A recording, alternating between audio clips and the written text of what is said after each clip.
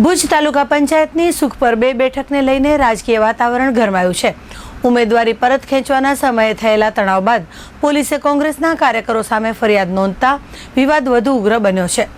મળતી માહિતી મુજબ કોંગ્રેસના ઉમેદવાર પુષ્પાબેન ભુડિયા ફોર્મ પરત ખેંચવા આવ્યા હતા, ત્યારે કોંગ્રેસ કાર્યકરો અને બંદોબસ્તમાં રહેલા પોલીસ કર્મચારીઓ વચ્ચે ધક્કામુક્કી થઈ હતી।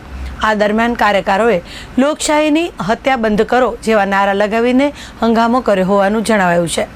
ભુજ એ ડિવિઝન પોલીસમાં ફરજ બજાવતા પોલીસ કર્મચારી ઉર્વશી રાજગોરે ફરિયાદ નોંધાવી છે, જેમાં કોંગ્રેસના હરીશ આહિર, એચ.એસ. આહિર, નરેન્દ્રસિંહ જાડેજા, રમેશ ગરવા, લાખાજી સોઢા, લાલીબેન અહીવાલ, રસિકબા જાડેજા સહિત 15 થી 20 કાર્યકરો સામે ફરજમાં રૂકાવટ અને શાંતિભંગ જેવી કલમો હેઠળ ગુનો દાખલ કરાયો છે।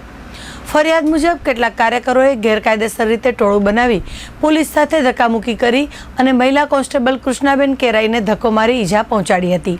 તો બીજી તરફ કોંગ્રેસે ગંભીર આક્ષેપો કરતા જણાવ્યું છે કે તેમના ઉમેદવાર પુષ્પાબેન ભુડિયાનું અપહરણ કરવામાં આવ્યું હતું અને ધમકીઓ આપી ફોર્મ પરત ખેંચવા મજબૂર કરાયા હતા। કોંગ્રેસના મતે પોલીસ દ્વારા નિષ્પક્ષતા જાળવવામાં આવી નથી અને ભાજપના કાર્યકરોને મદદરૂપ થાય તેવું વલણ અપનાવવામાં આવ્યું છે।